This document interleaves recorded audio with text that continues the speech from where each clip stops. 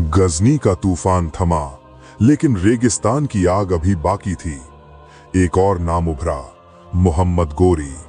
वो सिर्फ लूटने नहीं आया था, वो आया था हिंदुस्तान को अपने नक्शे में रंगने। तराइन की पहली गूंज 1191। सामने खड़ा था राजपूताना की शान पृथ्वीराज चौहान। तराइन का मैदान, धूल, खून और गर्जना। पहली लड़ाई में गोरी घायल पड़ा था। चौहान की तलवार उसकी गर्दन छू चुकी थी, लेकिन राजपूत ने उसे छोड़ दिया, दया दिखाई। यही दया आगे चलकर तूफान बनी।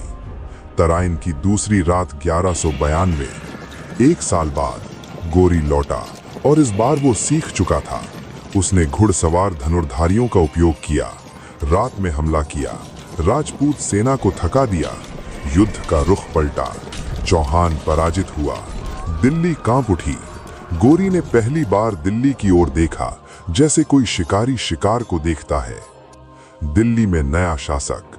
गोरी जानता था वो हमेशा हिंदुस्तान में नहीं रह सकता। उसे अपने गोर और गजनी की भी चिंता थी।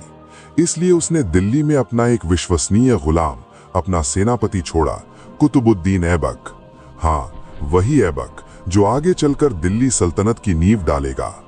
गोरी वापस चला गया, लेकिन दिल्ली अब उसके हाथ में थी। कुतुबुद्दीन ऐबक ने दिल्ली और अजमेर पर नियंत्रण स्थापित किया। मंदिरों की जगह मस्जिदें बनी, सत्ता का स्वर बदल गया। यहीं से शुरू हुआ दिल्ली सल्तनत का पहला अध्याय। कैद में चौहान। चौहान को बंदी बनाकर ले जाया गया। हिस्ट्री कहती है उसकी आंखें फोड़ दी गईं। अंधेरा, लेकिन भीतर आग जल रही थी। उसके साथ था उसका राजकवि चंद बरदाई, और दोनों ने तय किया अंतिम वार होगा। दरबार का अपमान। गोरी के दरबार में चौहान को खड़ा किया गया। सुना है बिना देखे निशाना लगा सकता है। हंसी गूंजी, धनुष दिया गया।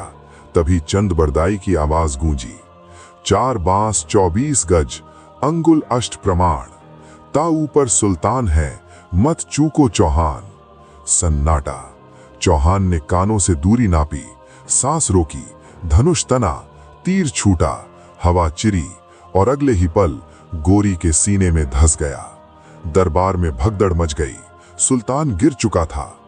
इतिहास या लोक कथा। कुछ इतिहासकार कहते हैं गोरी की मृत्यु 1206 में अफगान क्षेत्र में हुई, लेकिन लोक कथा, पृथ्वीराज रासों की गाथा आज भी कहती है कि चौहान ने अंतिम बदला लिया था। गोर गया, लेकिन उसके द्वारा छोड़ा गया ऐबक दिल्ली में जड़ें जमा चुका था। यहीं से शुरू हुई दिल्ली सल्तनत।